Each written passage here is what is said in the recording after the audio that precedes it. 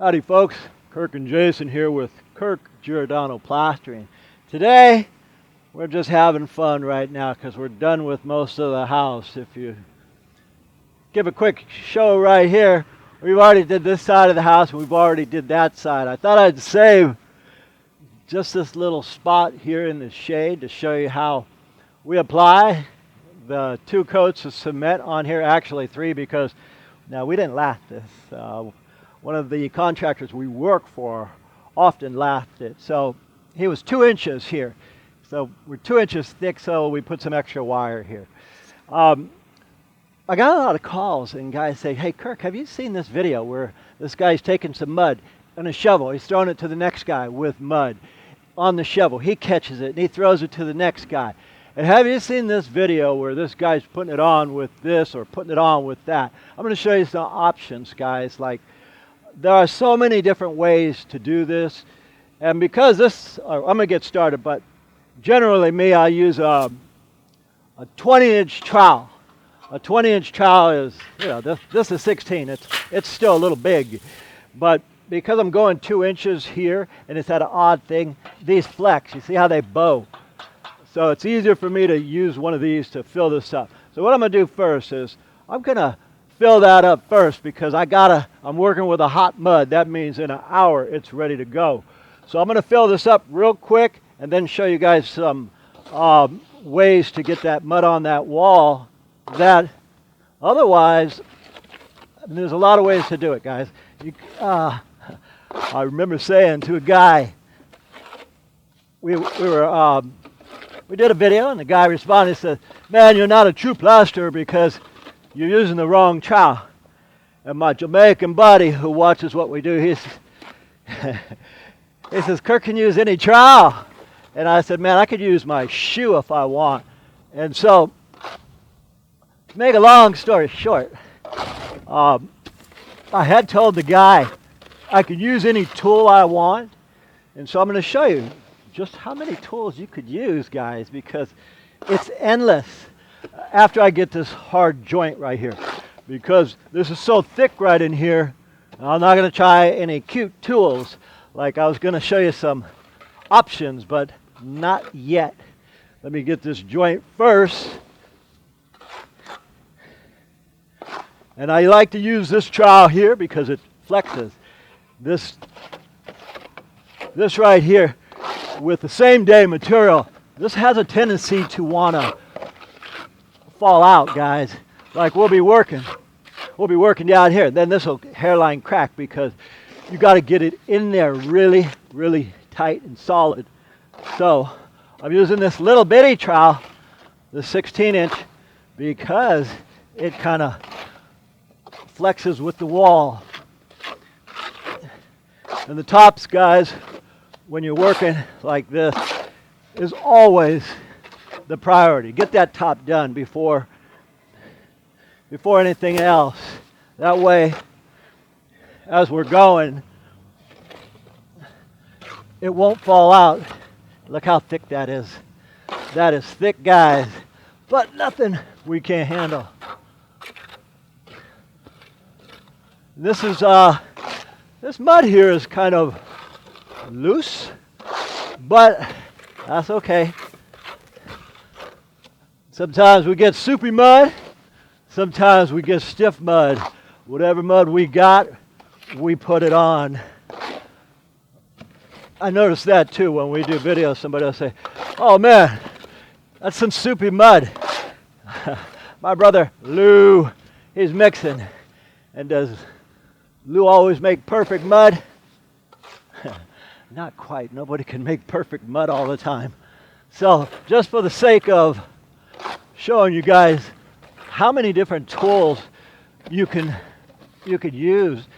And I mean, actually, I've even made hawks. I take a piece of plywood, cut it about that size, take a 2x4, put it here, put a couple nails. You got a hawk. Now, I'm almost done right here. Then I'll show you, not that I have tried to use any of these tools, but the idea is there. So, it should be able to do what I'm going to attempt. Where are you going? Okay, that's loose mud in a humongous gap, and that's okay. That adds some excitement to the job. Can't have them too easy all the time, guys. And notice how, when you guys, if you're doing patchwork, guys, you see me, I'm pushing, I'm trying to fill this key up. There's a big key here, and we got to fill that key up. Okay, now, I'll show you the tools I prefer using.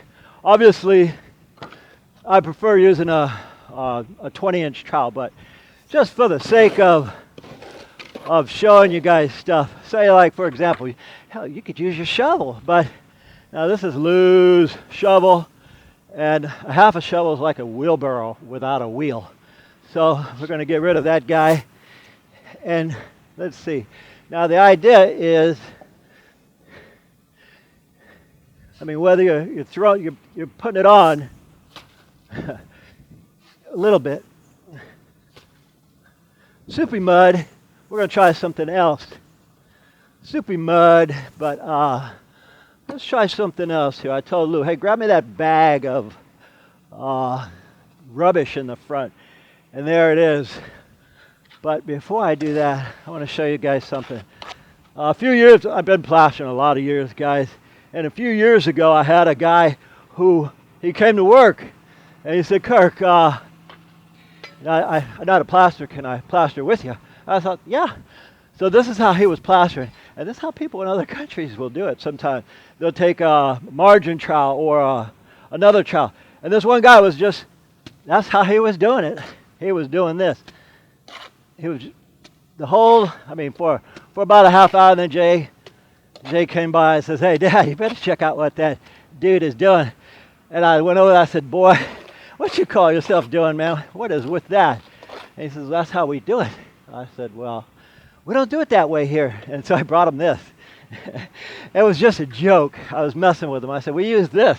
And so he grabbed this, and he starts putting it on. He goes, wow, you know what? You're right. That is a lot faster.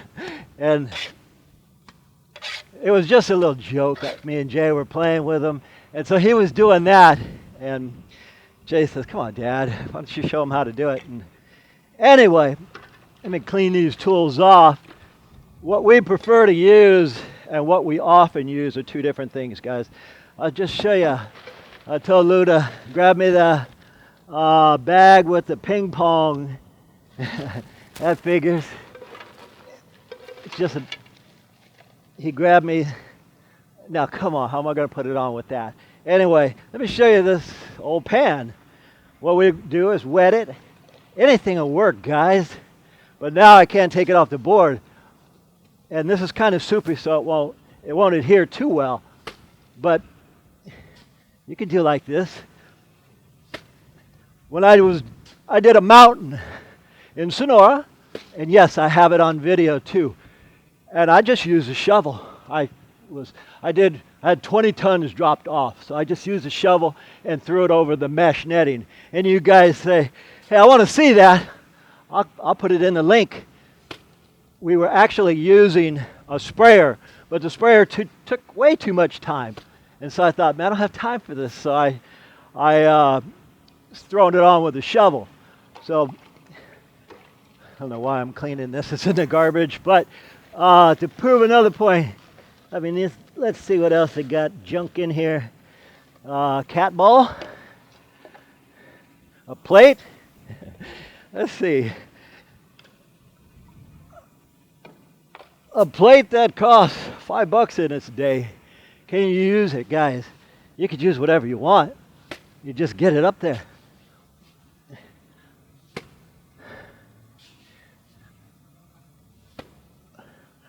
And once you get it all up there, then there's a way to smooth it out. I'll show you that too. Okay, so much for a plate. Habit, cleaning up junk. Stop it. Okay, a cat ball, a dog ball, a heart. Okay, let's try it. We're just proving a point here. Let's see. Should I use which side? Oh, heck. Let's try it. If I can grip it. Anyway, the idea, guys, is to get it up there. And I was responding to a woman. Oh, this doesn't have very much of a grip, but let's try it this way. More wasting. The idea is, well, however you can get it on there, because you could smooth it out with the big tools. Like, say, once it's on, you come by, you could take your trowel. But the idea is just to get it on right now. You get it on there any which way you can, guys. It doesn't matter. I mean, this is a corner for interior corners. If I was going to put it on a little at a time, this is probably which one I use right here. Now, have I ever done this? No. But do I get the idea of how to do it? Sure. The idea is get it up there and throw it on in an arc manner, meaning just throw it on, guys. Throw it on. Say, like, if I'm going to do this vent right here, above and below it. But this, notice too, all the mud being wasted. So a lot of people call me and they say, hey, have you seen these guys? Check them out. And I'll watch what they're doing and I'll say, yeah, that's fine, that's dandy, groovy, but it takes too much time to do that. If you got the right tools, you save a lot of time. I'll show you. I mean, for example, we'll use these Go Devils. We call these Go Devils or cheaters. So, I mean, this is how the tools we use, guys. Can you use all those tools? Sure you can. But now, if you want to go and get the job done and not mess around, you just use a cheater. Go Devil. So when people call me and say, have you ever seen them do that? Man, I've seen, and I've done it every which way. We were on a job about 1.5 years ago. And it was tough to get that monster truck over there. I'll point to that truck, or is it in the sunshine? We were up on a hill. We were in Tiburon, and we forgot to drill. We were just doing maybe 3 areas like this. Jay just mixed on the ground with a hoe, and hey, that got the job done. For all you guys that say, well, how many different ways can you do it? Endless. Endless, guys. What I'm going to do is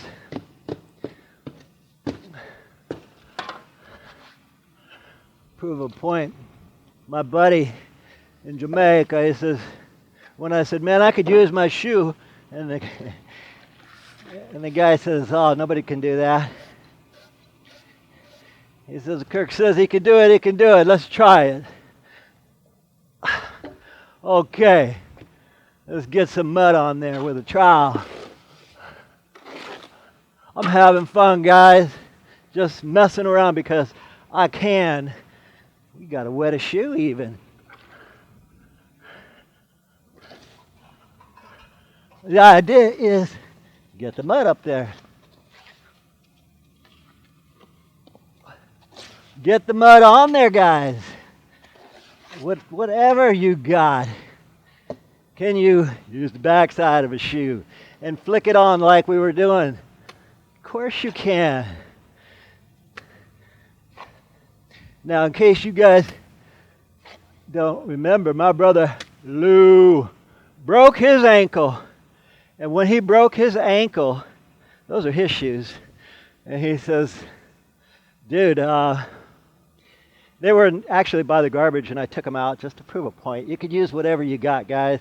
These are actually any boot will work, but the point I was getting at is you could use almost anything, guys. Just get that mud on. I'll show you, too, if I ever get this shoe back on, how I like to do it. All right. I'm going to take this big Congo trowel because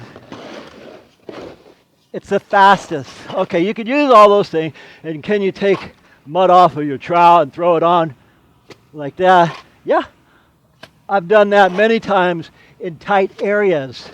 I filled in some lava rock, and with that lava rock, the whole chimney, it was a 2-story chimney. That's all we did. We took the blade of our trowel and we just filled in the lava rock just all day. That's how we did it, because lava rock is basically 6-inch difference with the grout. So we had to fill in all that, then we darbied it. You just say, what's a darby? I'll show you what a darby is too. But I mean, there's a lot of ways to get that mud on the wall, guys. So when you guys send me videos and say, hey, have you seen these guys do this? I have seen it because we have done it. But anyway, Jay's going to load me back up and we're going to start again. Okay, guys. Jay just brought me some more mud. Lou's over there messing around doing stuff. And with same day materials, guys, if you drop any mud, you're not supposed to pick it up and reuse it. Same day materials, you're not even supposed to over mix it. You do 3 to 5 minutes, that's it. When you're not, if you're mixing in a mixer like what we're doing, when you take that mixer out, you turn them blades off, because if it still's whipping, then that's not good. What kind of same day materials are there? Well, there's BMI 690, there's Eisenwall, there's Rapid Set. There's so many same day materials. But anyway, you don't pick it up off the ground like, say, if this was just Portland cement, I could pick that up and use it. And there's another thing too. If you're throwing something on the wall, you got to press firm to get it into that lath. So I'm going to fill this up real quick. And with this Congo trowel, you see it's not that difficult. I even use this trowel as a derby or a screed. So take it that way. Take it that way because it's big enough. Can you use a 2x4? Sure. Can you use any piece of wood? As long as you wet it, it won't stick to it. And now here's where I was throwing it on, trying to prove a point, so it might have a tendency to drop off. And you'll hear it. It's like my foreman used to say, sounds like cows crapping on flat rocks, guys. Quit dropping that mud. Okay, guys, we are back. We didn't have a lot of opportunity to show you how we floated, but you've seen us float other videos like this. It got away from us a little bit because it took forever to set. Anyway, this is called a dash finish. This is dash finish right here. But this is text coated, so it has moon craters on it.